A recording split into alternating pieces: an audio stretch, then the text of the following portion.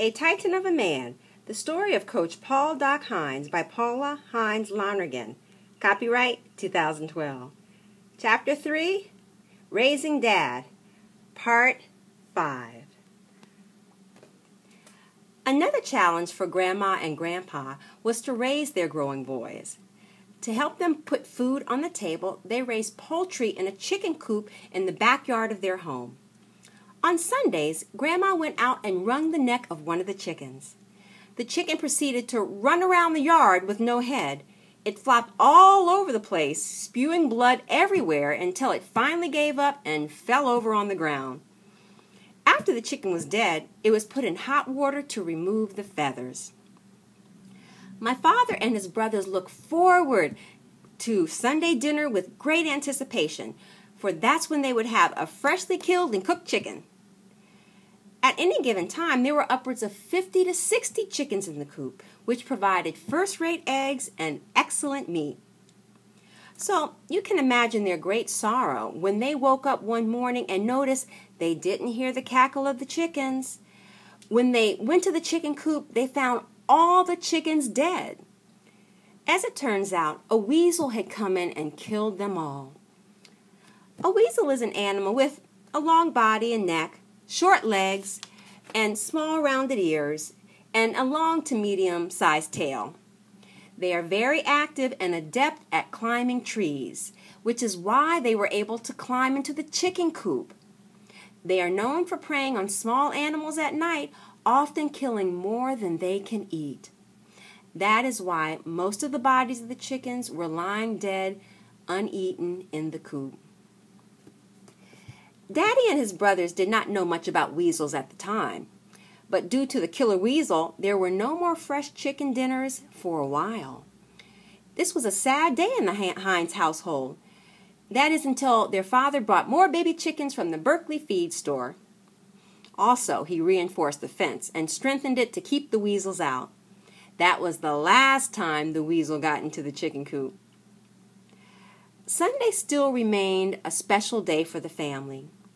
They attended Mount Zion Baptist Church to be educated about the Lord. The family walked to church until they finally purchased a car. Grandpa served as a deacon at the church. His 3 sons sang in the choir. My father sang tenor.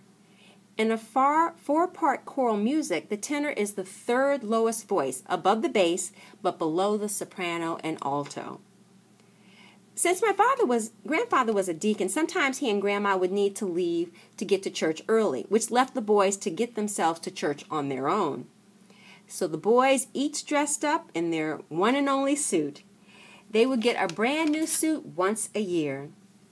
They also spit-shined their black shoes. In order not to be late, sometimes they took a shortcut by the railroad, for being late was not an option. You can best believe they were looking good and careful not to get dirty on the way to church. Even when they went to school, they were looking sharp too. Grandpa made sure his sons were neat and clean. They wore khaki pants, which were washed, hung out on the line to dry, and pressed by Grandma Lottie with a sharp crease down the middle of the slacks. My father was baptized in the church at age 6. He had looked forward to this day for a long time. He had seen many people get dunked into the water. He and his brothers all got baptized on the same day. They wore white pants with white shirts on their baptism day. When my father was immersed in the water, he was momentarily afraid, but he was happy he had made the step in his life. In addition to spiritual education, my grandparents instilled in their children the importance of working hard, being honest, and respecting others. However, teaching those important qualities did not stop with them. All the parents in the Compostela community jointly made sure there were a lot of pursuits to keep their young ones busy and out of trouble. In those days, parenting did not begin and end with your own biological parents, my father told me. Other parents in the community would treat you like your own parents did. They would not hold back from giving you discipline and correction if you needed it. The parents in the area planned extracurricular activities for their children at the local recreation center. My father and his brothers had played softball and football at the center while in their preteens. My father said Leland was a great center fielder in softball. Proper conduct was a requirement in playing in the recreation center games. Cursing and fighting were not acceptable. If two kids were found fighting, my father recalled, they had better be fighting out of the view of an adult, or else both of them will receive a spanking from the attending adult. Then when they get home, they get another whooping from their parents. For the Hines boys, playing in the games at the local recreation center opened up to them the opportunity to travel to different places. They played against kids from the nearby communities of Berkeley and Lafayette Park. One time, the whole team got to travel 75 miles by bus to Roanoke Rapids, North Carolina for an all-star football game.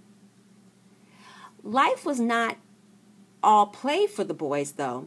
They also had to study and work hard in school. Schooling outside the home for my father and his brothers began at Richard A. Tucker Elementary School. Dad attended Tucker until 7th grade. It only went up to 7th grade at the time. To be continued. Please subscribe to my YouTube channel. That way you can receive continuous updates on my upcoming videos. And yes, that was me and Ryan Gosling in that picture. To be continued.